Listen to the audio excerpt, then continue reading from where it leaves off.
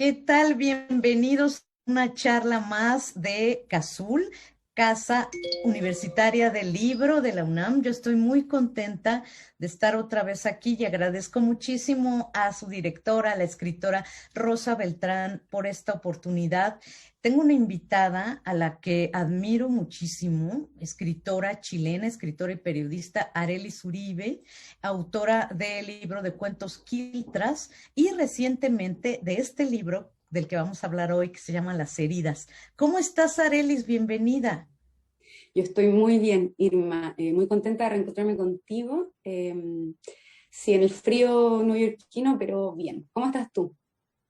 Yo también estoy muy bien, estoy contenta porque, sabes, estamos empezando este año en Casa Universitaria del Libro de la UNAM contigo. Entonces, me da Mm, muchísimo gusto. Y bueno, yo quisiera entrar luego al tema de las heridas porque es un libro que salió este año apenas en Chile, ¿verdad, Arelis? Así que se publicó bueno, salió de imprenta a fines de diciembre, como en la fecha de Navidad. Así que hubo gente ahí que lo recibió de regalo de Navidad. Sí. Y el lanzamiento lo tuvimos como la primera, segunda semana de enero. Y eso, como que es como el primer libro del año de Editorial Planeta, de la colección MC. Y si es el primer libro del año, fue hace poquito. Es como un libro nuevo, muy reciente. Qué emoción. Y mira, yo a esta charla decidí llamarla hablar de lo que significa la autoficción y la escritura que tiene que ver con una misma. Y me encuentro aquí con una cita, porque yo compré Las heridas, lo pueden comprar, anuncio a todos los que están aquí en México, no está en papel, pero lo pueden conseguir ya en Kindle, en este ebook. Y me Sí, gustaría así es. empezar con una frase tuya, Arelis, hablar, rajar el pecho y mostrar adentro. Siento que eso es lo que hiciste Mm, tú en este libro, ¿no? Cuéntanos un poco. sí, bueno, es un libro que fue difícil de escribir, difícil de editar y desde el que igual me cuesta un poco hablar, porque creo que hay dos dimensiones en la obra. Hay un aspecto que tiene que ver con el contenido, con las cosas de mí que decido mostrar, y hay otra parte que tiene que ver con la forma del libro y de ahí podríamos como tener conversaciones literarias, teóricas respecto de cuáles son las influencias o cuáles son los gestos literarios o las estéticas que están presentes en esa obra. Entonces, Ujú. como que soy capaz o me interesa hacer como la lectura de las dos. Y en la parte como más técnica, racional, sé cuáles son mis influencias, como cuál fue el trabajo técnico que hice para construir una novela, etcétera. Y desde el punto de vista más íntimo y personal de cómo la calidad de las cosas que estoy contando, como las cosas que cuento, ahí me resulta un poco más difícil porque es el dolor humano más desnudo y, no sé, como vulnerable de mi esencia como ser humana, como la escritura es un oficio, es mi profesión, me dedico a eso, me encanta leer, componer historias, escribirlas, pero también hay una parte sensible en el libro que tiene que ver con mi intimidad y de la cual sí me cuesta mucho desprenderme y que me da mucho pudor hablar. Me imagino porque no es cosa fácil y justo por eso yo elegí este libro para hablar de la autoficción y de la autobiografía. Entonces, lo primero que me gustaría que habláramos, si quieres, es un poco de esta escritura a nivel técnico. Ujú. ¿No? Por eso se llama trazar surcos en la piel. Yo lo veo eso como más en el tono, en el aspecto personal, pero a nivel técnico, ¿qué implicó Arelis es hacer esta obra, Las heridas? Bueno, aunque yo haga esta distinción, igual están imbricados esos momentos, porque se llama Las heridas, recogiendo una frase de Patti Smith que dice, el artista crea desde el lugar de sus heridas. Patti Smith tiene otro libro, bueno, eso le dice un libro de poesía, creo que se llama Tejiendo, no, Work Songs. Ujú. Y tiene otro libro que se llama Éramos unos niños, Just Kids, en el que ella cuenta una historia de amor con Robert Mapplethorpe, no puedo decir bien su apellido, Mapplethorpe, este fotógrafo S&M un poco, que fue su compañero durante muchos años, y la historia es, o sea, como ella lo cuenta muy desnudamente, cuenta cosas como muy fuertes, muy íntimas, pero que Pero en esa transparencia, de mostrar esos espacios tan íntimos, tan acotados, tan de esa amorosidad que tenían como pareja, ahí, y hay pura luz ahí. Entonces, no, sí, no soy la primera, probablemente tampoco la última autora o persona de las letras que escarba como en su vida íntima, por eso de alguna forma, para escribir. O sea, de hecho, después se publican los diarios están los diarios de Silvia Plath, los diarios de, no sé, José Donoso, como que la intimidad, hay en la intimidad, creo yo, materia prima para la literatura. Y en sí. mi caso, bueno, esta intimidad está construida a partir de tres momentos de mi vida, básicamente, que son la muerte de mi padre, la historia de mi familia y la forma en que me convertí en adulta, y una historia de amor que tuve que dejar atrás para poder seguir creciendo y viviendo. Entonces, estos ejercicios escriturales yo los hice en periodos de duelo muy intensos, después que había muerto mi padre, después que había terminado con esta pareja, que sucedieron como con espacio de un año, fue como que perdí a los hombres de mi vida en 2 años y eso como que fue devastador para mí, pero al mismo tiempo como que me obligó a reconstruirme. Y Sí. toda esa pena que yo tenía, todo ese duelo, esa energía la transformé en unos textos, cuentos que escribí a partir de esas experiencias, como narrativa, Ujú. y aprendí a tocar guitarra y estoy haciendo canciones. Entonces, como el artista crea el lugar de sus heridas, como dijo Patti Smith, a partir como de esos dolores, y bajo la inspiración y la influencia de, por ejemplo, Patti Smith, Joan Didion, Violeta Parra, Alfredo Gómez Morel, en fin, todo lo que he leído hasta ahora de alguna forma me ha influenciado, pero esas escrituras más íntimas como de escribir sobre tu vida o sobre tus padres o sobre tus amores, eh, eh, como que lo hice, como decía, como desde esta pena humana, muy salvaje, pero a la que le fui poniendo forma en el trabajo de la escritura y la edición, y después me di cuenta de que esta pena que yo traté de escribir como para poder seguir viviendo, para desahogarme, como se hace en un ejercicio de diario de vida, era materia prima para poder construir una novela. Y ahí vino como un trabajo de edición. Entonces son como, estas dos cosas están como imbricadas, como mi emocionalidad más íntima, pero también como mi pulsión dictadora que tengo de escribir todas las historias que tengo y dejar por escrito de la mejor forma posible las historias que me pasan, las historias que me atraviesan, las historias con las que me encuentro. Dices una cosa que a mí me dejó en shock también desde que leí Las heridas, cómo coincide casi, bueno, casi coincide la muerte de tu padre Mm. con el rompimiento con la pareja. Y los dos, que lo acabas de decir, los dos hombres de tu vida desaparecieron en un lapso muy, muy breve, muy pequeño. Yo recuerdo, ahora que mencionas también a John Didion, El año del pensamiento mágico, y que lo escribe justo después de la muerte a la que no encuentra ningún sentido, como son todas las muertes de los que amamos, de su esposo, ¿no?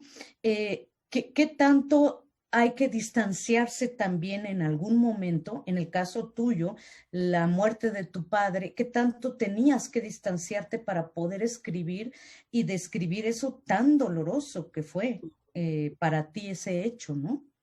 Sí, bueno, Joan Didion, como decía, El año del pensamiento mágico fue un libro que leí. Perdón, perdón, Fue perdón. un libro que leí cuando murió mi padre y un libro que leí cuando terminé con esta pareja. Entonces, nada, me ayudaron a navegar en el dolor, pero también a darme cuenta de que soy la mujer de mi vida. Entonces, como que tengo que hacer yo algo conmigo Por y supuesto. levantarme desde ahí. No sé lo de la distancia, la verdad, porque mi padre, ahora el 17 de febrero, van a ser 3 años desde que murió. Y en 3 años escribí el libro. Y creo que empecé a escribir un par de meses después de su muerte. Mm. Claro, como a los 3 meses de que él murió, empecé a escribir sobre eso. Y aún siento que no está la distancia suficiente, como que aún lo leo y me quiebro o me duele. Hoy día, por ejemplo, tuve una entrevista antes en la Radio Ajá, Futuro, una radio chilena, sí. la periodista que me estaba entrevistando, porque bueno, en el libro yo también cuento otra herida que cargo y es la herida de la clase. Eh, yo vengo de una familia que no es una familia adinerada, ni es una familia aristócrata, ni es una familia colona en Chile, vengo de una familia de clase trabajadora. Y eso me marca a mí profundamente en mi identidad, obviamente, porque es lo que soy, es de donde vengo, ¿no? Y pese a que fui a la universidad y soy una persona que lee mucho y que me he ilustrado, ese es mi origen. Y siempre sé que tengo mis brazos obreros y alguna vez necesito hacer plata, como que esos fueron mis primeros trabajos y esos siguen siendo los trabajos de mi familia. Trabajar, trabajar, poner el cuerpo, salir a vender cosas, hacer cosas Claro, con tus manos, intentar venderlas, ser obrero, ser obrera, ser clase proletaria. De ahí vengo sí, yo. Y en esta, y en esta habitar esta clase, hubo un momento de mi vida con mi familia que tuvimos una precariedad material muy grande y no tuvimos casa y tuvimos que vivir en la casa de otra familia. Y ahí eso que ya es bastante difícil, como no tener ni siquiera tu propia cama, eh, hay otras situaciones ahí que se dieron que son muy dolorosas. Y la periodista que me está entrevistando hoy como que me dijo, voy a citar, y se puso a leer. Y leyó algo así como, estaba leyendo una frase y yo le dije, ¿puedes no leerla? Por favor, ¿puedes no leerla? Estábamos en vivo, estábamos al aire. Y, y yo le dije, ¿puedes no leerla? Le dije, yo sé que eso está escrito en el libro, pero me costó mucho ponerlo ahí. Y si tú lo lees de nuevo, a mí me duele. Y me dijo, ok, hablemos del tema en general. Y seguimos hablando y todo fluyó, porque no era nada personal, que no tenía nada en contra de ella, ni ella tampoco estaba como buscando hacerme daño ahí, pero ahí yo me di cuenta de lo caliente que está eso todavía. Y eso es algo que me pasó a mí cuando yo tenía 16 años.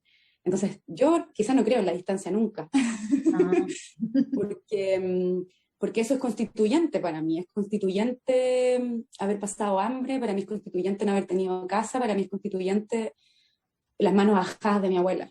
Eso es constituyente para mí. Y me duele porque, porque la pobreza no es bonita, porque no es lindo pasarlo mal por no tener plata, no es nada bello. Entonces, no, bueno, yo cuento esto ahí en el libro un poco para dejarlo ir, quizás con el tiempo pueda, pero todo lo que está ahí ujú, es súper salvaje y creo que estoy loca y todavía no logro como recapacitar acerca de lo que hizo, como poder ver bien lo que hizo, sopesar la vulnerabilidad que tiene ese libro, pero hasta ahora la respuesta ha sido como mucha ternura, mucho consuelo, mucha empatía, mucho nanay. No sé si ustedes usan ese concepto en México, pero como cariñito, pero no un libro fácil, no, para mí no ha sido un libro fácil de escribir. Y sé, hay muchos libros, está La ridiculidad de no volver a verte de Rosa Montero, está sí, Paula, que es el libro de cuando muere la hija de Isabel Allende, el que Isabel Allende. acabamos de nombrar de Joan Didion. Hay muchos libros sobre la muerte y sobre los dolores y sobre lo difícil que es sentir siendo humano cuando la vida se empieza a torcer y se pone difícil, ¿no? Cuando se te acaban los privilegios del amor, del afecto, de lo material o de lo que sea. Entonces, hay una distancia suficiente como para poder haberlo escrito, pero no sé, no sé, todavía quema, todavía quema. Todavía, por supuesto. Bueno, se nota porque es profundamente íntimo, intenso. Y entonces, sí, entiendo perfectamente el dolor que puede causar escribirlo, haberlo escrito, porque duele leerlo también. Y me gustaría mucho hablar entonces, si quieres, de esta parte que tiene que ver con cómo te diste cuenta de que venir, como tú bien dices, de una clase social o de un estrato periférico le ha dado otro sentido a tu vida, en el sentido de que tú entendiste en Argentina, por ejemplo, cuando estuviste por allá, que eras de otro país, que venías de otro lado, que eras diferente, y al mismo tiempo el sentirte latinoamericana. Creo que eso es súper, súper importante y bien bonito como lo narras, y supongo que te pasa ahora estando en Estados Unidos también, ¿no? Sí, bueno, yo en Chile, cuando estaba en Chile me sentía latinoamericana, pero acá en Estados Unidos me siento latina, porque como es el término que se usan, como los latins, o latino, latins, latine, latino, latina. Sí, pero igual es bien compleja la construcción de la identidad o como cuáles son como las singularidades que componen el ser latino o latina, porque tiene que ver como con el idioma, hablar español, tiene que ver con los países de donde vienes. Hay gente que nació acá, pero que sus padres nacieron en países latinoamericanos, por lo tanto igual cargan con esa historia. O gente que se vino muy joven acá. O por ejemplo, el color de la piel. No Claro. sé, hay hartas cosas ahí como con las que dialogo, que son las mismas con las que dialogaba un poco en Chile. porque bueno, aparte de todo, yo soy proletaria, soy mujer, soy morena, y eso quiere decir que hay como rastros de algún pueblo indígena en mis venas que sigue viviendo y resistiendo pese a la colonización. Eso para mí también es importante, hago eco de eso también. Eh, sí, eso puedo decir acerca como de la identidad como, no sé, geopolítica, por decirlo de alguna forma, que está presente en el libro. Ahora, quiero decir también que el libro es un libro triste, es un libro triste. Harta gente ha dicho que es un libro triste. Yo Sí, también lo he pensado, pero ya, bueno, pienso dos cosas. Una, que una vez leí que García Márquez decía que si tú te aburres escribiendo, la gente también se va a aburrir contigo. Eso es otra forma de decir que si escribes algo que te da mucha risa y lo disfrutas, probablemente quien te lea también lo va a hacer. Y si escribes algo en la pasta máxima del dolor y la tristeza, llorando en un aeropuerto, como lo hice yo, en la carta, por ejemplo, la sí. carta muerta aparece en el libro, la gente va a sentir eso. Y es un libro que a la gente le ha dolido también, pero no es mi intención. Y esto es lo otro que quería decir, que cuando he dado entrevistas sobre el libro he dicho que de ahora en adelante voy a hacer mejor stand-up o me voy a dedicar como al humor porque no quiero como llevar a la gente a lugares oscuros necesariamente. Porque no es que no quiero hacer apología del dolor ni que crea que el sufrimiento es como la real materia prima de la creación, sino que son todas las emociones y en ese momento yo estaba tomadísima como por muchos duelos y de eso Claro. hice un libro. Pero el libro también tiene momentos luminosos, hay cosas divertidas, hay música en el libro, hay abrazos, hay amor, hay inocencia, hay personajes que hacen el amor, hay besos, hay primeras veces, hay amistad, entonces, no sé, no es solo la tristeza de la muerte y de la pérdida del amor y de la pobreza, creo que también hay otras cosas en el libro que brillan y cuando yo lo leo es como que igual es un balsamito en el corazón. Espero que también lo sea para la gente que lo lea, porque no quiero que se queden con la impresión de que es, no sé, Million Dollar Baby, que es una película a la que la protagonista le pasan cosas malas y malas y malas y como que nunca sale del hoyo. No, en Sí. este libro eso no pasa. Hay momentos tristes, pero también tiene luz. No, yo creo que uno de los puntos más luminosos de este libro es la abuela, tu relación con Ay, tu abuela. sí. ¿Y cómo describes? O sea, es amoroso, está lleno de amor. Háblame de cómo fue tu abuela como Mm. para los que nos están viendo y no han leído el libro, ¿cómo fue este bálsamo de tu abuela para ti en todos los momentos difíciles, ¿no? Y hasta en los Ujú. fáciles. Sí, bueno, es interesante ya que estamos hablando de la crónica autobiográfica.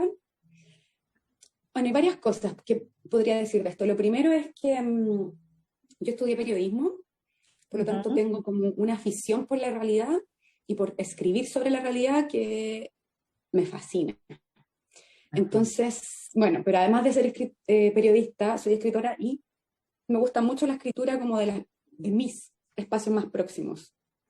Y Kiltras, Sí. de hecho, como que tiene harto de mí o de mis amigas, o de los lugares que yo he habitado y conozco, o ficciones a partir de lugares en los que trabajé. Mm. Entonces, me gusta mucho eso. Yo no sé si eso es pereza, de que solo puedo escribir como lo que está más cerca, o finalmente es un gran talento, porque soy capaz de construir historia a partir de detalles muy chiquititos.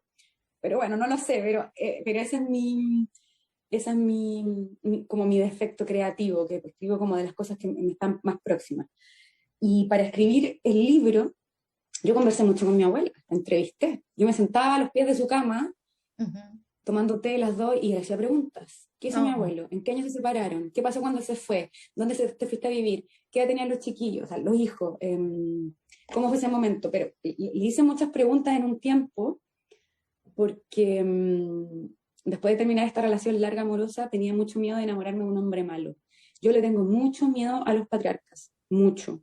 Le tengo mucho miedo a los femicidas, le tengo mucho miedo a los golpeadores de mujeres, le tengo mucho miedo a los infieles, le tengo mucho miedo a los borrachos, le tengo mucho miedo a lo que el patriarcado puede hacer en un hombre y que luego ese hombre se lo pueda hacer una mujer.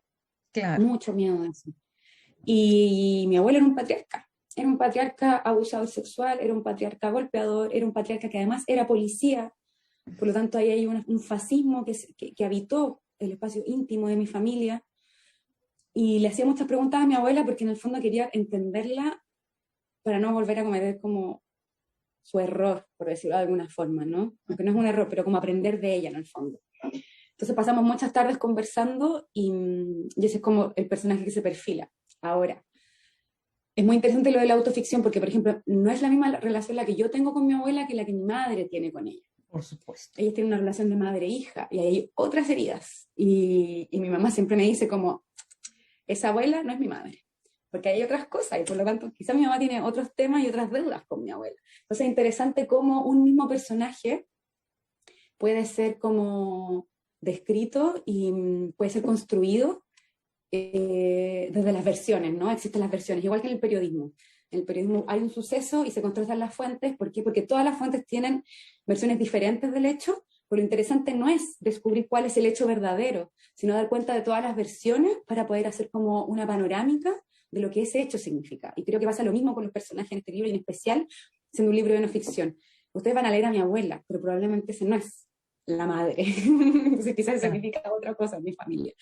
Entonces me parece muy interesante eso y también el ejercicio de memoria, ¿no?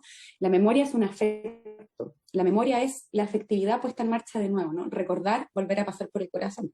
Sí. Y hay muchas cosas que están puestas en el libro que yo escribí con una pena, que ahora las leo y digo, ay, Arely, quizás no era para tanto. Entonces, si ese libro lo escribiera hoy día, probablemente sería otro libro. Y ahí vuelvo, ¿no? La memoria también es una ficción.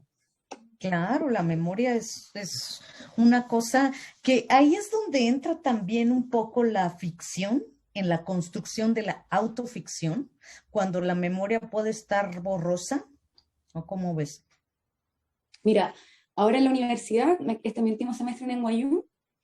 tengo dos clases. Una clase es sobre narrativa en español, latinoamericana, hispana, mucha narrativa, pero de no ficción y ficción. Partimos leyendo la tesis sobre el cuento de Piglia y él dice que todas historias son dos historias, que es otra forma de decir que las historias tienen remate, o como la estructura de chiste, ¿no? Como que te están contando una cosa, pero en realidad te quieren decir otra. Bueno, la literatura Ujú. está plagado de eso y la estructura de las historias generalmente funciona así. Y mi otra clase es de documentales italianos. Tomé ese ramo porque quiero aprender italiano de nuevo. Cuando estuve en Argentina estudié un poco de italiano y ahora quiero repasar. Y Ajá. porque creo que en el cine hay mucho, mucho, mucho que robar para la narrativa escrita, ¿no? De la literatura. Y estoy leyendo mucho en ese ramo de italiano y hay una discusión muy interesante que tiene que ver con qué es un documental. ¿Cuándo hablamos de un documental? Ujú, ujú. Y la discusión gira en torno a la idea de la ficción y la no ficción, ¿no? Como un documental es una película de no ficción, que podríamos, creo yo, intuyo que podemos hacer la misma lectura en el plano de la literatura, ¿no? Mm. Como, ¿qué es la crónica? Es un cuento de no ficción, se ha dicho por ahí. Pero bueno, al menos en la discusión de los documentales, la premisa o la diferencia para saber si estamos ante un texto ficcional o no tiene que ver con la intención detrás. Es decir, que la persona que escribió hace Ujú. un pacto con quien lee y le dice, oye, lo que estoy contando acá, de Es- buena fe, es algo que ocurrió en la realidad o está basado en hechos que son comprobables. Alguien nació, alguien murió en tal época, existe esta fotografía, de esta manera las personas se vestían, que es distinto a la ficción. En la ficción es como que la ficción es el universo de la mentira, ¿no? Y la no Ujú. ficción podríamos decir que es el universo de la verdad. Pero esa verdad siempre es desde buena fe y desde una subjetividad. Entonces, de nuevo, no es como que exista la verdad, sino Exacto. que lo que existe son como intenciones y pactos con las personas que te leen de decir, esto está basado en hechos reales, pero es mi mirada sobre un hecho real. Creo que, creo que ese debate, de hecho, bueno, tengo que escribir un paper para la clase, quiero llevar ese debate al campo de la literatura, porque creo que es súper homologable. Creo que no sucede lo mismo.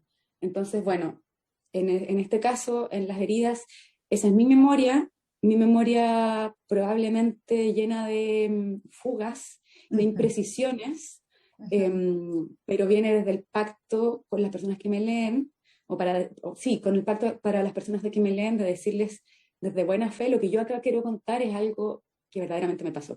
Y muchas personas leyeron el libro, lo leyó mi mamá, esa carta la leyó mi ex, la viuda de mi padre también lo leyó, y me llegaron los comentarios como de esto está raro, quizás esto no lo digas así, y yo incorporé todo, entonces el libro también es las versiones de las personas que ahí aparecen.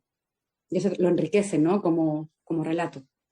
Eh, lo enriquecen y fue de alguna manera, y perdón la pregunta tan directa, pero fue de alguna manera una concesión hacia ellos, hacia estas personas que quieres también, que te significan, que te importan. Y por supuesto que sí, porque no es mi Ujú. objetivo herir a la gente, ¿no? Como que es un libro sobre Exacto. las heridas, no lo estoy sacando para que quede aún más como la cagada en el mundo, por decirlo así. Pero sí, porque yo creo que existe la ética personal también en el periodismo. Uno tiene que tener mucho cuidado con lo que dice, mucho Claro, cuidado con lo que dice, porque lo que yo pienso de ti también te constituye. Entonces es delicado, ¿no? Como, y aparte las palabras, creo yo, son embrujos. Si tú le dices a una persona que es fea, esa persona va a sentir esa horripilancia en su cuerpo. No es lo mismo que ser como decirle a alguien que, o ayudar a la otra persona a encontrar su propia belleza, o hablar sobre la inteligencia de una persona. Es súper delicado, súper delicado.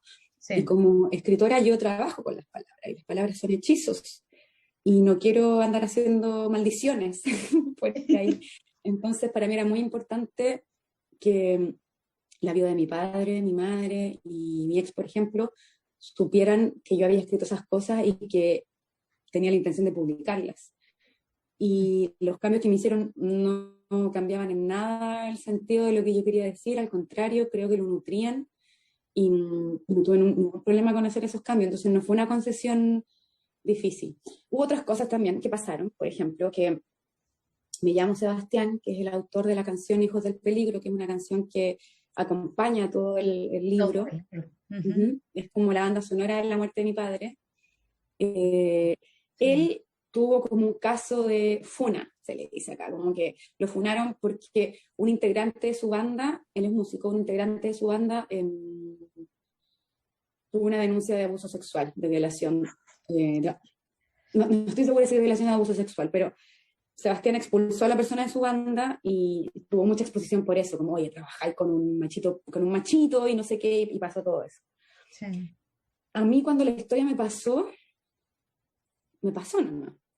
Y me sucedió que gente, mis editores, cuando leyeron el libro me dijeron, oye, Arely, ten cuidado porque esta persona tuvo una denuncia, o sea, como esta persona estuvo involucrada en un caso público como abuso sexual. El cantante no es abusador sexual, pero tenía cerca a una persona que fue denunciada de abuso sexual. Entonces hubo Ajá. gente que me dijo como, saca la canción, pon otra, como ahórrate el drama. Yo decía, no Uy, puedo sacarlo. Cuando murió mi padre, lo último que hizo mi padre antes de morir fue estar con una prostituta. Y cuando yo escribí esa historia, me pregunté a mí misma, ¿puedo contar la historia de tu muerte, padre, sin contar esto? ¿Esto es parte de la historia de tu muerte, sí o no? Y la respuesta a esta pregunta es solo mía. Tiene que ver como con cómo yo compongo la historia. Y yo me di cuenta de que no podía quitar eso de la historia de mi padre, porque cuando él muere yo me entero de que era un macho también y un patriarca. ajá. Y Sí. para mí era importante también decirlo y mostrarlo, porque creo que tenemos tener las mujeres mucho cuidado con los hombres que amamos, ¿no? O tenemos que tener como humanas cuidado con el fascismo que nos habita y que habita a otros. Sí. Entonces por eso decidí ni quitar eso de la historia de mi padre, ni tampoco quitar la canción, porque creo que para mí era más importante quizás después tener debates y conversaciones y reflexiones en torno a eso, que omitir como eso oscuro en lo que a veces como personas nos vemos involucradas. Por supuesto. Y fíjate, justo ahorita que te acabo de hacer la pregunta de las concesiones, pues no sé, quizás fue algo muy duro para la esposa de tu padre enterarse que tu papá había contratado una prostituta joven, además, muy joven, unos minutos, unas horas antes de su muerte, ¿no? Sí, sí, muy duro. Pero bueno, así es como ocurrió la historia y como yo te decía, yo decidí no quitarlo de ahí porque para mí era importante mostrar a mi padre como lo que él era. Era un hombre infiel, era un hombre promiscuo que no era honesto con esa... Ahora le dicen poliamor y relaciones abiertas y un montón de cosas que yo creo que está bien. Creo que hay que ir hacia lugares más honestos de amarnos, ¿no? Creo que tiene que ver Ujú. con eso, como con no esconder con quién tú eres ¿Quién eres? Ujú. por miedo a ser quien eres, ¿no? Yo creo que hay que ir valiente por la vida, con la frente en alto y hacerse cargo de las decisiones, los deseos y las acciones que uno hace. Y un poco el libro es eso también, decirme a mí misma como ojalá no vivir debajo de la cama, ¿no? Ojalá no vivir escondida, ojalá poder vivir libre y vivir y dejar vivir. Arelis, el asunto de esta pobreza en la que viviste un tiempo, en la que viviste mucho tiempo, por ejemplo, cuando vivías en de piso con tu mamá y tus hermanitos, Mm. y tú dices después que cuando entras a la universidad descubres que eres parte de un colectivo más grande de gente que tiene cierta ideología, ¿no? Que podríamos llamar aquí en América Latina, bueno, que podríamos llamar en ideología de izquierda. Mm. ¿Este descubrimiento te ha seguido permeando o es algo que ya abandonaste? ¿Sigues pensando en esos términos políticos, digamos? Sí. Bueno, me permea, pero últimamente estoy sospecho. Es bueno sospechar igual de las ideas propias, ¿no? Pero bueno, yo estudié en Chile periodismo en la Universidad de Santiago, que es una universidad, bueno, el libro también lo relata un poco, ¿no? Tiene como una tradición de izquierda. Es una universidad que en los 70 tuvo de visita a Angela Davis, después de haber Sí, estado presa por comunista y porque la acusaron, Nixon la acusó de haber hecho un complot de un asesinato, sí, de tener armas y provocar la revolución comunista, y estuvo presa. sí, Y luego estuvo en mi universidad, estuvo Fidel Castro de visita en mi universidad, estuvo Valentina Tereshkova de visita en mi universidad. Entonces, como imagínate. una universidad que en un contexto, podríamos decir hoy día, como en un contexto de posguerra fría, durante la Guerra Fría se alineó con los socialismos, ¿no? Sí, Eh, y esa tradición está presente en la universidad. Yo estudié en una universidad que fue muy golpeada por la dictadura de Pinochet, que tiene estudiantes que son detenidos, desaparecidos, de la que sacaron a Víctor Jara para asesinarlo. Ahí estudié yo y eso está presente, y yo, con mi corazón salvaje y dañado por la desigualdad económica, me abría el pecho y dejé que eso me invadiera. Dije, tómenme, Che Guevara, Víctor Jara, Valentina Tereshkova, Angela Davis, como quiero ser ustedes, quiero estar con ustedes, qué emoción. porque lo que aprendí del marxismo fue que la pregunta que se estaban haciendo estas personas, estos filósofos, era ¿cómo hacemos que las clases populares, bueno, y más también las mujeres, eh, vivan una vida justa? Y lo que Marx está preguntando, sino como cuánto tiempo para trabajar, cuánto tiempo para descansar, cuánto tiempo para producir, cuánto tiempo para gozar, y cómo ese tiempo para producir debe retribuir una paga justa para poder financiar el ocio, ¿no? Gozar, estar en tu casa tranquilo, descansar. Esa es la pregunta de Marx, ¿cómo descansamos? Es la pregunta por la explotación. Sí, Y eso a mí me hizo total sentido, como cuando entré a la universidad también empecé a tener como más roce de clase y ver que mi mamá trabajaba 45 horas a la semana por un sueldo, y que tenía compañeras, o ya madres o padres, trabajaban más o menos, pero podían pagar casas más grandes, podían tener un auto del año, cosas así. Entonces yo ahí, como a partir de lo material, empecé a hacerme preguntas sobre la desigualdad, o cómo esa desigualdad material genera finalmente una desigualdad espiritual de alguna forma, ¿no? Porque tienes formas de vida distintas, te afecta la enfermedad de otra manera, te afecta el frío de otra manera, te afecta el hambre de otra manera, cuando tienes castas y desigualdades materiales. sí. Entonces yo habito ese discurso todavía, me hace sentido, me ha hecho sentido muchos años, Ahí va el pero. sí, las más preguntas, ¿no? Es interesante. Claro. Estando acá en Estados Unidos me he cuestionado mucho lo de ser latina y lo de tener la piel morena. Y he estado observando mucho el proceso de colonización de América, de parte de Europa. Y creo que hay algo de colonizador y de colonizante en la forma de construir nuestras repúblicas, en las que las formas en las que América Latina hace política tiene que ver con tomar eco en las formas en que se hace política en Estados Unidos y en Europa. En Canadá también puede ser, ¿no? Como que hemos heredado una forma de repúblicas que nos fueron traídas con la invasión europea. Y cuando uno se pregunta como, ¿qué prefieres? ¿El marxismo o, no sé, Milton Friedman? Te estás preguntando por dos hombres blancos europeos, ¿no? Igual en el fondo. Y eso a mí me genera suspicacia, ¿no? Como, ¿por qué las formas de Claro. organización política siguen siendo, siguen siendo colonialistas? Si finalmente el socialismo igual es una forma de colonización, es tomar las ideas de Europa y traerlas para acá. Y Marx escribía hermoso, y Rosa Luxemburgo también, y Ana Akhmatova también, pero no puedo dejar de sospechar de Europa. Hay una parte de mí que siempre sospecha de Europa. ¿Por qué? Porque, porque me sé morena, porque no soy blanca y porque siento una conexión con los indígenas como mujer mestiza. Yo sé que mi abuela tiene raíces afro. Yo sé que por el lado de mi madre hay una bisabuela mapuche. Oh, Y eso me hace preguntarme sobre el curso de la historia desde una perspectiva anticolonialista. Y me cuestiono mucho hablar español o hablar inglés, como que son lenguas de Europa, pero yo vivo en América. ¿Qué significa eso, no? Como cuáles sí. son las lenguas que siguen vivas. Al menos en Chile el mapudungún, que es la lengua del pueblo mapuche, sigue viva. Y me parece un acto de resistencia radical y hermoso y necesario porque en el pensamiento hay formas de vida, ¿no? Sí, El pensamiento es filosofía, no, perdón, el lenguaje es filosofía, lenguaje, ¿no? sí. Cómo se estructura el lenguaje. Entonces, bueno, toda esta vuelta es solo para decir sí, me siento de izquierda, pero últimamente he estado sospechando mucho de mi propia militancia, he estado intentando como resquebrajar, porque creo que en la sospecha existe la posibilidad como del cambio y del diálogo y de ver otras formas posibles de organización. Por supuesto.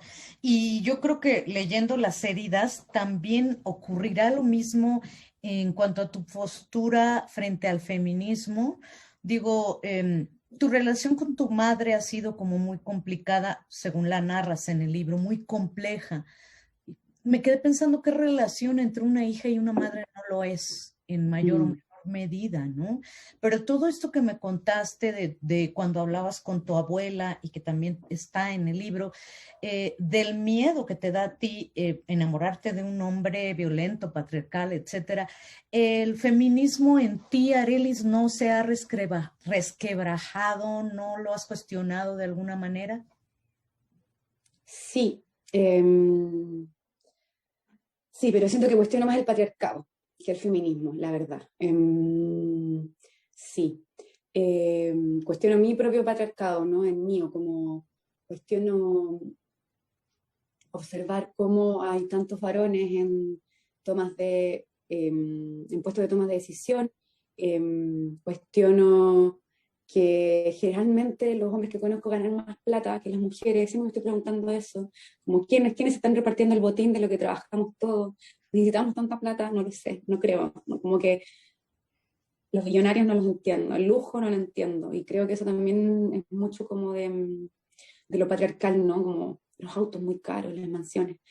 Bueno, no sé. Todo eso me causa mucho rechazo. Pero el feminismo y la sororidad y las madres, Las madres, todo un tema, ¿no? bueno, creo que hay una idea que me gusta mucho, que es de Chantal Mouffe, una europea, pero mujer, pero blanca, Qué bueno, europea, pero, mujer, pero blanca, Blanca. que es muy lúcida, pero que dice una idea que probablemente si uno lee el Popol Vuh ahí aparece, pero bueno, la tomo de Chantal Mouffe. Y ella dice que el disenso, como la diferencia, es inherente a las relaciones humanas. Mm, Siempre va a mm. haber diferencia, porque no somos iguales, porque tenemos distintas opiniones, distintos recorridos, distintos deseos, y a veces esto se solapan y las libertades chocan, ¿no? Y Sí, eso es algo inherente a la condición humana, independientemente de quiénes sean las personas que están poniendo en juego esa relación, o cuáles son las personas que están en juego en esa relación, porque en esa relación como de poder, como diría Foucault. ujú, Puede ser una hija con su madre, puede ser un esposo y una esposa, puede ser un profesor y un estudiante, puede ser un vendedor y alguien que genera una transacción, ¿no? Como que el vínculo humano está atravesado por la diferencia. Y lo que dice Chantal Mouffe es que no podemos hacernos las ciegas, no podemos hacer oídos sordos de esta diferencia, sino que lo que tenemos que hacer es eh, establecer límites y espacios para el diálogo y el encuentro de la diferencia. Y que es en el encuentro de esa diferencia como donde podemos avanzar, ¿no? Y esos límites es lo que hemos llamado política, ¿no? Organización. No nos podemos andar violando, no podemos andarnos como disparando, pese a que igual lo hacemos, que es lo más delirante de todo. Pero el pacto social es como de no agresión, ¿no? Como de no rompernos mutuamente, aunque la diferencia no nos lleve a la muerte al final. Y, claro, claro.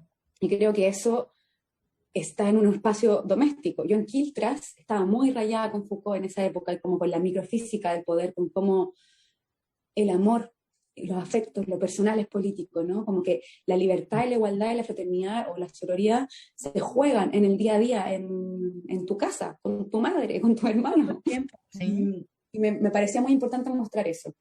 Ahora, debo decir que ese libro abarca un periodo especialmente como de adolescencia, en el que yo era una adolescente muy rebelde, y ahora yo miro para atrás y digo, mamita, la compadezco, realmente la compadezco, porque yo era muy rebelde, quería todo y lo quería ahora, y como que también me revelaba mi destino proletario, ¿no? Como que no quería, me daba rabia tener que trabajar, me daba rabia tener que trabajar en mi casa, me daba rabia muchas cosas, las que me revelaba, y también circunscribía como esa rabia en mi madre, que era como la figura de la autoridad. Pero mi Claro. madre es una mujer que tuvo hijos, que le tocó ser proletaria, que también le han roto el corazón, entonces como que no es fácil, ¿no? No es fácil la vida para nadie. No, Entonces, no.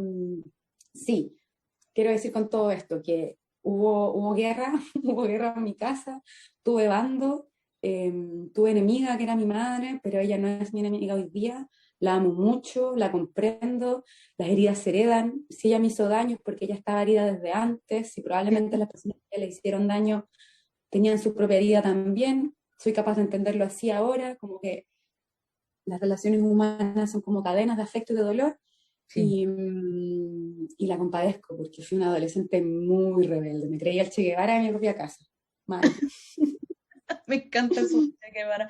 Oye, tenemos una pregunta aquí de Angie Escobar en el Facebook que te pregunta si en algún momento tú llevaste un diario personal del cual echar mano para escribir tu novela. Mm, Mira, no oficialmente como un diario, porque tuve diarios de vida toda mi infancia, mi mamá me regalaba diarios de vida, lo que Ujú. era una dama de doble filo porque después los leía, Ajá. madres. Bueno, lo bueno de esto es que desde pequeña tuve como el hábito de dejar por escrito mis reflexiones o mis demonios o cosas así. En mi adultez dejé de llevar diarios de vida, pero todas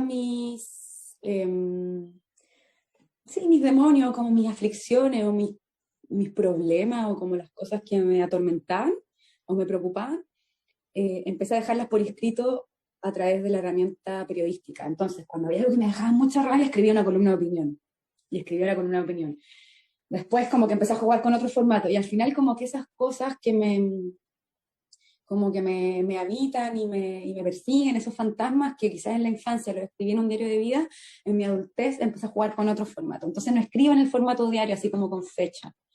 Durante la cuarentena sí llevé un diario de la cuarentena un ratito, y escribí un poco, lo publiqué en una revista chilena, pero no es el diario así como con fecha y como bitácora, como el formato que yo lleve.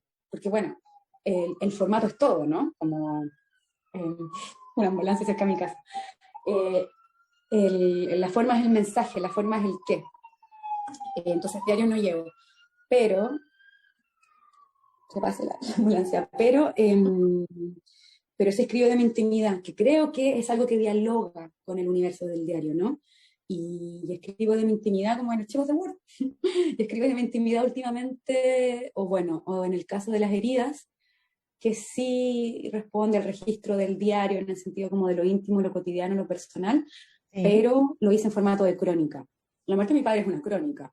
La historia de amor con mi ex es una crónica, y todo este viaje como esta crónica de formación desde mi infancia hasta convertirme como en una periodista adulta también tiene el formato de crónica. Entonces, la respuesta a la pregunta de esta chica es sí y no. Sí está como la pulsión de escribir como se escribe en un diario, pero no en el formato de diario. Sí, yo creo, yo también coincido que tiene más como de crónica, tiene más de crónica, pero bueno, es profundamente poética y literaria, las heridas. Volteo aquí porque, bueno, aquí es donde yo lo tengo. A ver si lo ven. No, no sé. Ay, sí, mira, lo voy a mostrar, lo voy a mostrar, lo voy a mostrar. Lo Sí, voy a poner. enséñalo, por favor, porque es una portada azul muy bonita, azul clarito. Salió en MC, ¿verdad, Arelis? Este es mi éxito. Salió en MC, que es la editorial de escritoras contemporáneas en Chile. Ahí está la parte de atrás. Sí, es un libro de nuevo breve, no sé escribir largo parece, pero la gente me ha dicho que es como un combo. Es como breve, pero ¿para qué más? Y sí, porque bueno, delante preguntaban acerca como del diario. Originalmente yo escribí, no sé, 200 páginas de Word sin espacio, tamaño 10, como un montón. Y de Órale. eso fui como tomando solo lo que más me gustaba y a partir de eso como que armé una novela, ¿no? Como con trocitos que me gustaban. Em, pero sí, es un librito rápido de leer, cortito, pero intenso. Tiene imágenes que parece que se van a quedar con la gente. No, es intensísimo. A mí me costó mucho trabajo leerlo, aunque sea un libro breve, me costó mucho trabajo leerlo por toda este sentimiento que está ahí todo el tiempo, ¿no? Yo Mm. sé que es muy difícil para ti hablar de lo de tu padre, de la muerte de tu padre, pero hay una imagen bellísima que tú lo ves acostado y te recuerda una ballena encallada, su Mm. panza de tu papá, ¿no? ¿Cómo conciliarse con reconciliarse con estas imágenes que muchas veces no son en lo políticamente correcto amables, ¿no? Oye, alguien se puso a hacer jugo, parece, en mi casa, no sé si se escucha. Bueno, espero que no tanto.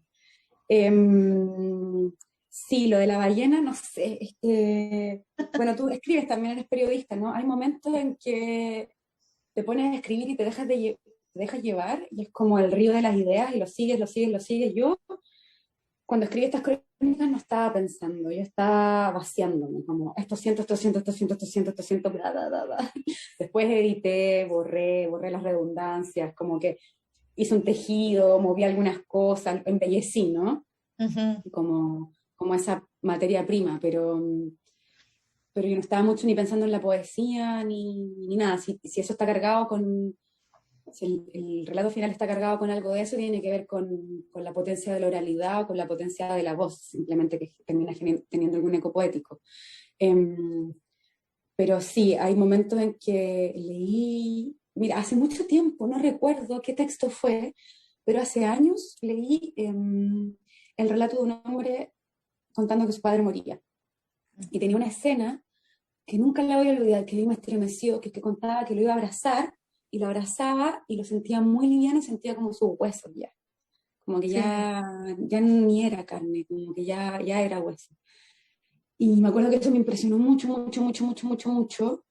Y, y he leído otros libros también que hablan como del cuerpo, ¿no? Como, por ejemplo, en El dolor, el libro El dolor de Marguerite Duras, ella Ah, cuenta cómo vuelve su esposo en la ley, que después de tanto tiempo ya no era su pareja, pero había sido su esposo, de un campo de concentración nazi. Y también, solo huesos. Hay una escena tremenda que dice algo así como que tenía que sentarse al baño con almohadas porque si se sentaba sus propios huesos le rompían la piel. O sea, como que no tenía nalgas, era solo hueso. Y bueno, sabemos que en el detalle está Dios, ¿no? Como es una claro, frase creo que de Buchert. claro. Y cuando yo escribí mucho y luego dejé reposar los textos, después cuando los leí me di cuenta de que esos detalles caracterizaban, ¿no? El cuerpo de mi padre, su uña rota, su Sí. barriga gigante porque estaba obeso, o cuando estaba internado, ¿no? Como hablar de que tenía la boca abierta, hablar de que tenía los ojos cerrados, hablar de que su piel se puso amarilla. Yo creo que todos esos detalles que me dan escalofríos todavía caracterizan de forma muy clara, precisa, sin adorno y con mucha fuerza la historia finalmente. Entonces, hay cosas que están ahí que es como un poco, tienen como ternura y brutalidad, creo, como brutal y tierno de narrar, pero porque así lo viví y así lo sentí. Y lo de la ballena varada, mucha gente me ha dicho que es bonito, pero así lo Es sentí, pues así hermoso. sentí que mi papá estaba como cuando se va una ballena, es como que ya, ¿qué va a hacer? Ahí está, esperando la muerte nada más. Y sentí que eso le había pasado. Sí. Es hermosa esa descripción, es hermosa. Y también hay otra cosa que yo te quisiera preguntar. Hace unos momentos decías tú, este no es solo un libro trágico y terrible, y sí lo es triste en muchas partes y es trágico, pero también es un libro profundamente amoroso. Y una parte en donde yo creo que esto se ve muy bien es cuando dices que tú sobreviviste al cáncer que tú viviste de niña gracias al amor de tu familia, ¿no? Sí, me vas a hacer llorar de amor. Claro, Sí, es verdad. Bueno, porque ¿qué es el amor? Es no olvidar. El amor es no olvidar. Y esos eran mis padres, me acompañaron, ¿no? Hoy en día eso me da mucho, me emociona, ¿no? Me quiebra porque mi madre era tan joven, mi madre era más joven que yo, lo digo en el libro. Mis padres eran más jóvenes que yo mientras escribo esto y una hija se les estaba muriendo y mi mamá se rapó claro. conmigo. Entonces, por ejemplo, hablamos de la relación difícil con la madre, pero hay muchos momentos en los que yo reconozco a mi madre como amiga, como compañera, ¿no? Cuando yo quedé calva por tener cáncer, se rapó conmigo. Cuando recién nos fuimos a vivir, después de haber tenido casa, arrendamos un departamentito y compramos completo y veíamos películas. Como que hay muchos momentos de amor y de ternura. Entonces, sí, creo que el amor es no olvidar, el amor es acompañarse y hay muchos momentos como de compañía en el libro. Sí, estoy de acuerdo. Y me llamó muchísimo la atención porque también dices, bueno, no es que los niños que no sobrevivan no hayan sido amados, pero tiene que ver con esto, con la compañía, con el no soltar. Incluso tu papá se fue hasta que tú ya estuviste bien, ¿no? Digamos, tu papá se aguantó hasta que estuviste bien y después se fue, hizo su vida, pero estuvo con tu mamá, estuvo con tu hermana, contigo hasta que tú estuviste bien, ¿no? No, mi papá se arrancó con otra. No, mi papá se fue con otra mientras yo estaba enferma. Mm. Es así, así son los hombres. No, que se va a decirlo así. Así es el Pero patriarcado. sí, no, no, no. Bueno, pero él sí fue mi amigo, pese a todo, fuimos amigos. Yo creo que creo en la amistad como, como la forma más pura del amor, como la mejor forma de amor.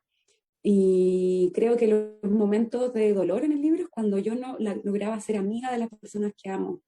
No lograba ser amiga de mi madre, no lograba ser amiga de la pareja de mi madre, no lograba ser amiga de, no sé, mis compañeros de colegio y me tuve que ir, en fin. No sé qué escritora lo dijo, pero no amar es el infierno. Y el infierno en este libro es cuando no soy capaz de amar, ni de amarme, ni de sentir que otras personas me aman. Pero sí hay muchos momentos de conexión y de cariño y de afecto, ¿no? Zurita dice, todas las cosas se aman. Yo creo que no hay nada más importante en la condición humana que el amor. Y, y podría como describirlo de esa forma. Ahora, no creo que mi papá no me haya amado. No, no. Evidentemente me amaba a su manera, pero es un adulto y yo también, y en el libro hago como juicios muy puros desde el dolor, creo yo, y desde el despecho, desde el despecho con la muerte y con lo torcido que se pone la vida de ciertas situaciones. Pero nada, también está puesto ahí para dejarlo ir y ningún personaje que aparezca en el libro me debe nada. Uf, qué frase acabas de decir. Y, Es real. y esto me lleva a preguntarte, ¿fue de alguna manera un proceso de sanación escribir las heridas? Sí, por supuesto, pero todavía están abiertas. Me doy cuenta a medida de que lo hablo, porque tú, por ejemplo, ahora me dices como de, de que el matrimonio de mis padres se acabó, pero que me quisieron mucho y yo al tiro con la nariz roja, ¿no?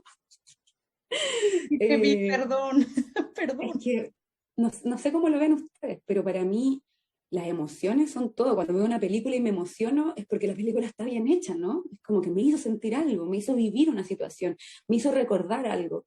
Y yo escribí este libro con un rollo de papel confort, que el papel confort se le dice en Chile como al papel higiénico, porque fue muy doloroso para mí escribirlo, porque son situaciones que me afectaron mucho. Pero lo hice porque lo necesitaba para vivir, como decías tú, como para sanar, pero también lo hice porque he leído un montón de libros en los que la honestidad del ser humano permite que se genere la belleza. Rubén Darío tiene una frase, un poema muy lindo que dice, de desnuda que está, brilla la estrella. Y eso es lo que me estaba habitando, como después de escribirlo, como hablábamos antes, en un sentido más personal, y luego editarlo en un sentido como más técnico, de cómo componer esto como una pieza literaria, Sí. em, claro, hubo un ejercicio como de crecimiento y de desarrollo, pero también un ejercicio racional de saber que esto puede sonar medio, no sé, incluso como un poco manipulador, ¿no? Un poco perverso, pero saber que si eres capaz de compartir experiencias de emociones fuertes va a hacer que esas personas también sientan cosas fuertes. Y lo hice por eso, porque yo vibro con la historia y dije, bueno, tengo la historia del siglo, murió mi papá, pasó esto, como, ok, Ujú. lo voy a compartir. Entonces estaban como esas pulsiones conmigo y que son como de sanación, pero también como de despegue, ¿no? Como que también yo quería saber qué pasaba con esta historia y me encanta como tener la posibilidad de conversarlo ahora. Y me declaro una gran fan de la escritura de no ficción y de la escritura íntima de no ficción. Ojalá todo el mundo lo haga, como que quiero saber qué le pasa a la gente en su corazón, así honestamente. Creo que hay mucha materia prima de la literatura ahí. Y cuando es honesta, uff, es fuego, es Qué fuego. difícil, ¿no? Qué difícil ser honesto también en esto que duele, Arelis. Sí, pero en esa honestidad hay mucha belleza. Por ejemplo, hablaba antes yo de otros libros que me inspiraron. Alfredo Gómez Morel, un escritor chileno, escribió un libro que se llama El río. Ajá. Y ahí él cuenta que es hijo de una prostituta. Bueno, Julián Herbert, ¿no? Julián Bien, Herbert, Herbert. ¿verdad? Sí. Canción de tumba. Ese Mm. libro no sería lo que es, sino, él no puede negar, o sea, o en ese libro no se puede negar quién era la madre para Claro. poder contar ese libro. ¿Me entiendes a lo que voy, no? Como eh, la verdad es muy importante, la verdad es muy importante porque no tiene que ver con lo objetivo, tiene que ver con ser honestos en la subjetividad que un estímulo externo nos genera. Eso es la verdad, es como ser honesta con lo que te pasa, ser transparente como con los pensamientos, ideas, afectos que tiene una persona, un autor. Y ahí está la belleza, como ponerle tú palabras a tu sentir. Y eso es literatura, al final eso es poesía, ¿no? Como así veo yo el mundo. Qué maravilla, Arelis. Pues de verdad ha sido un placer hablar contigo. Me quedo con una frase también de las heridas que dice, conversar es abrazarse con palabras, que te Mm. escribes eso. Y siento que desde la Ciudad de México hasta Nueva York nos hemos abrazado hoy, Arelis. Muchas Ah, gracias. qué linda eres, Irma, muchas gracias. Gracias a ti, Muchas gracias. gracias a todos los que nos acompañaron esta tarde de Charlas Cazul. Muchas gracias, Rosa Beltrán, gracias a todos nuestros amigos. Nos vemos muy pronto y pueden comprar las heridas aquí en México en digital mientras llega esa belleza aquí. Mm, así es, bueno, también está en Busca Libre, que creo que hace despachos en América Sí, Latina. también sí. Y está en Ajá. Busca Libre, está en digital. Y bueno, te quería dar a ti las gracias, Irma, por darte el tiempo de conocer mi trabajo, de conectar con mi trabajo, de hacer el tiempo para esta entrevista y sí, de leerme. Yo creo que nos vamos a volver a encontrar. Muchas gracias. Y yo feliz, siempre feliz de habitar México. Es un país que amo mucho y, como decía antes, muchos autores y muchas autoras que mexicanos que es totalmente formador para mí, como decía recién, Julián Herbert, Elena Poniatowska, pero no me voy a alargar más, pero sí, México lindo y querido. Gracias, Arelis. Acá te esperamos cuando todo esto pase. Chao Mm, a todos, vale, muchas muchas gracias. gracias.